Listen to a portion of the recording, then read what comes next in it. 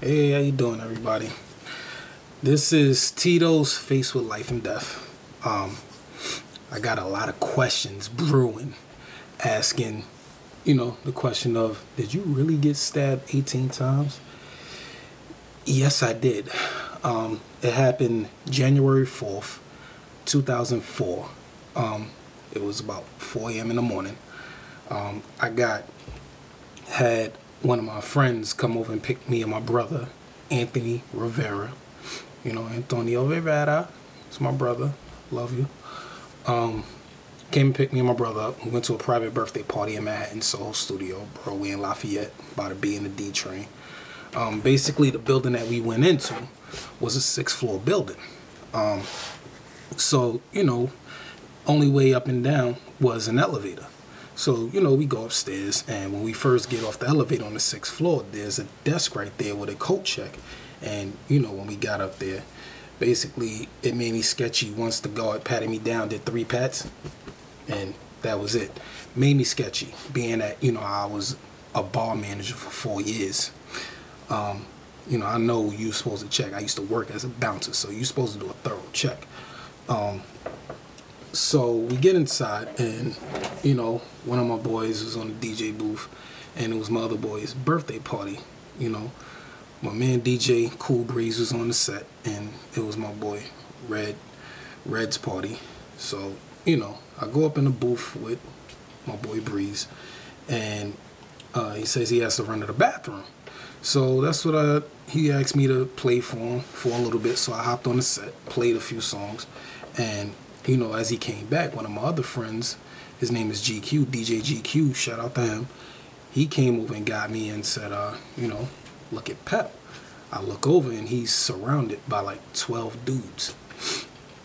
So, when my boy Breeze gets back on the set, me and my friend GQ, we go over to the crowd and, we trying to find out what's going on. Now, mind you, I'm on my friend Pep's left side. My friend G is on the other side of him. And all I overheard him say was, "You don't have to touch me." So apparently, whatever it was, me and my friend G just wanted to squash it, leave it alone, and just say, let's get back to the party. So we're both grabbing his arms, saying, let's just go. He yanked away from us, but we didn't walk away from him. And somehow the guy, one of his people from his group, worked his way from that side all the way around us, bust my boy in the head with a Moet bottle. That did it. He went down, and the guy who hit him with the Moet bottle, I knocked his ass out. Yes, I did. I threw the punch after that. So, yeah, that's what started it all. I'm fighting 2 dudes in front of me, one skinny, one fat. Like, I'm literally fighting these dudes by myself. Basically speaking, they were getting their little punches in, and somebody hit me in the head with a Moet bottle. And I knew it was a Moet bottle because after it broke, when it dropped to the floor, I saw the label. I didn't go down. Still fighting. Somebody hits me with another Moet bottle. I still didn't go down. So literally, one of these dudes hit me with something, and then I went down. They tried to drag me onto the elevator, which was a death trap because I knew they wanted to finish me off. And one of my friends, his name is C. I got to give a shout out to C, because if it wasn't for him, I'd have, definitely been done. He came flying over me and fought the dudes off of me. Basically, when I got up, somebody hit me from some angle. I went down again. And basically, I seen somebody coming. I put my arms up in front of my face, like so. And felt like somebody was hitting me, felt like somebody was kicking me down. Basically speaking, after that stopped, I got up and stumbled into the bathroom. And when I got in the bathroom, I just sat there for a minute to collect my mind and noticed my hand was bleeding. I look on my hand. I had holes in my hand. Basically, my hand, see that? I got stabbed 6 times in my arm. 6 times in my arm. And my brother comes in the bathroom, Anthony. He lifts up my shirt because I had on an all-white linen suit. He lifts up my shirt and says, "You're bleeding." I'm like, "Where?" He says, "Your back." I turn around, the whole back of my suit is soaked. Basically, I look in the mirror, I'm covered in blood. So by the time I stepped out the bathroom over the ledge, I collapsed. I was coherent for about maybe 3 to 5 minutes. All I could hear is all my friends saying, we got you, they gonna get it. This is all I'm hearing in my mind. Next thing I wake up in the hospital, Bellevue Hospital, over on 2nd Ave and 23rd. Basically speaking, my hand was bandaged up. I was still covered in blood. Doctors came to me and said, you've been stabbed multiple times. I'm like, how was I stabbed? He said, well, you have stab wounds to your back, your arm, your finger. I got stabbed twice in the head. Got stabbed in my shoulder, right leg, butt cheek. Basically, I got stabbed all over. They had my arm bandaged up, and they said that when they were kicking me, it wasn't really kicking. It was actually somebody trying to stab me in my face. So if it wasn't for me having my arms up, y'all wouldn't recognize me right now. I wouldn't be recognizable. Yes, I would have scars for life on my face. Yeah, so when he stabbed my arm up, I got stabbed 6 times in my arm. He cut 10 of my tendons and my nerve. Basically, I couldn't move my hand. My hand wouldn't function. Basically, my hand was like this, just hanging. I could do this with my hand. Nothing could function because all the tendons were cut. I couldn't flex anything. Doctors told me they could operate, they could save it, but it was only a one-time thing. So, basically, I sued the club. And that club had multiple fire violations. That building wasn't supposed to be open. And the guy who owned it didn't claim it. So my lawyer went after the insurance company.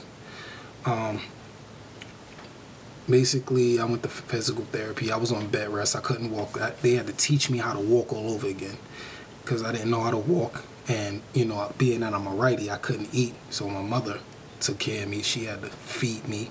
I had to learn how to eat with my left, learn how to write. I had to learn to do a lot with my left hand. Like anywhere I move, whether if I sit up, stand down, move around, even turn my head, I was in pain. Like basically my whole body was done. And I almost died that night. Doctors told me that the knife was an inch longer, I would have been dead. He almost hit 4 of my arteries. Because when he stabbed me in my back, he almost hit my lung.